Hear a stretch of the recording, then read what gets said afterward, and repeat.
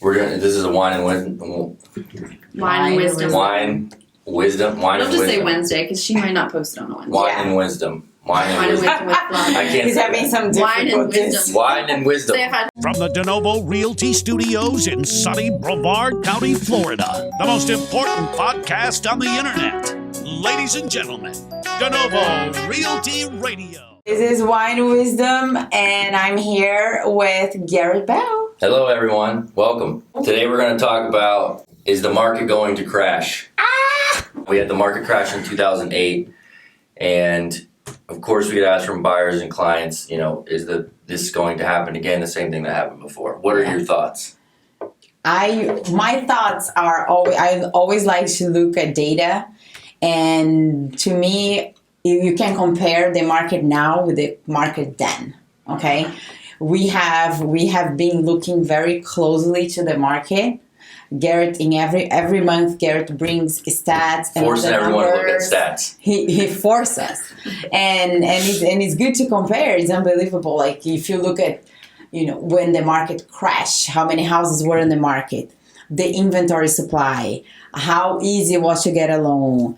Everything is so different that we cannot see that that's going to happen. A lot of different factors now and this is nationwide and not just our area. We'll talk a little bit more specifically about Brevard, but one thing that you mentioned was the 45% equity is the average of homeowners having in their house now, which is totally different now than it was then. So correct. Meaning that someone loses their job or things happen, they're still able to sell their house and take the money and walk away with money versus letting it go and go into foreclosure, creating the foreclosure market again, which is a big driver of where the market's going to head. So that alone is a huge difference there. Correct. Then the month was like 13, 14 months of supply.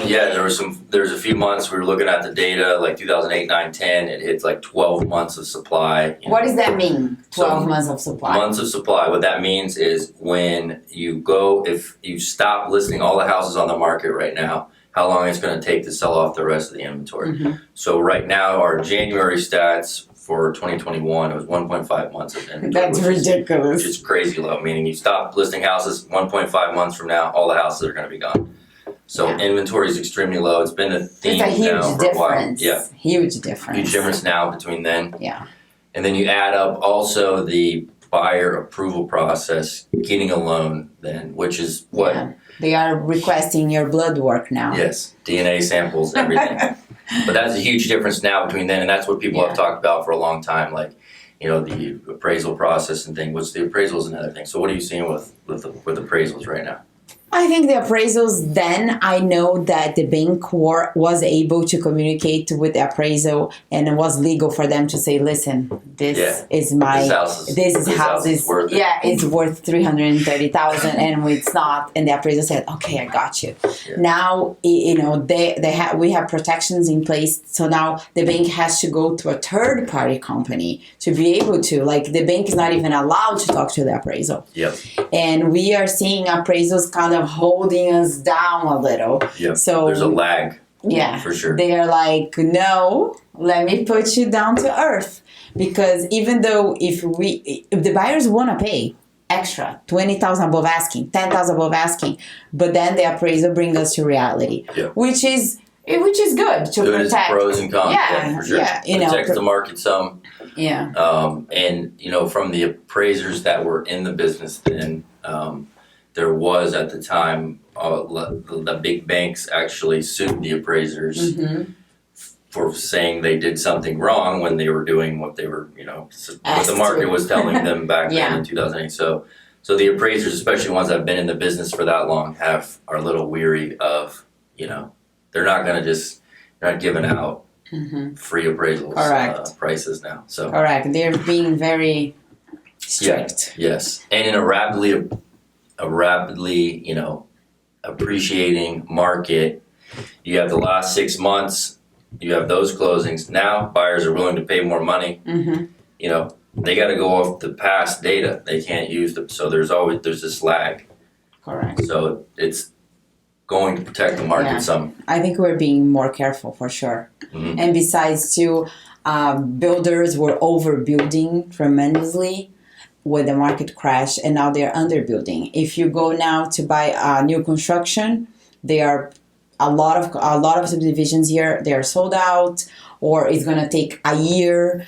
So they can't keep up. They can't keep up. So current market stats. What do we got for any other surprising things that we've seen in the past few months? I thought was pretty amazing, the median sales price comparing January 2020 to January 2021. Yeah. We went from $195,000 for median sales price in Brevard County all the way to $245,000. Yeah. So which is big jump. 25.6%. Yes.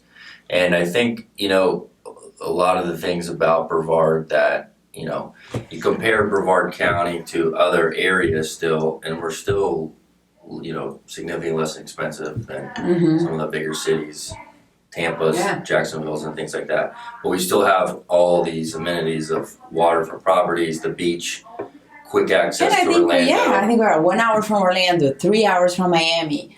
We are in the middle of, you want a little bit more adventure, a little bit more nightlife, you can. It's just not a long drive. So I think that's a plus for sure. Yeah. And I think another big one on this is the properties that went under contract. So January of 2020, 1,500 versus 2,100 in January 2020. That means that that's a 42% increase in the number of buyers that put in offers on properties. So that's, another reason why supply is not keeping up with demand. But that means that now compared to last January, which we hadn't been affected by COVID yet at all in January last year, 40% increase in the number of buyers moving into the area. A lot of people growth, out of the area. And people coming from... running away from New York, California, Colorado. The people that have been on the fence about moving to Florida and enjoying this beautiful weather have made that decision. Correct. Very, very true. Yes. So I think, I think based on all that data and based comparing our situation today to 2008, there is nothing alike.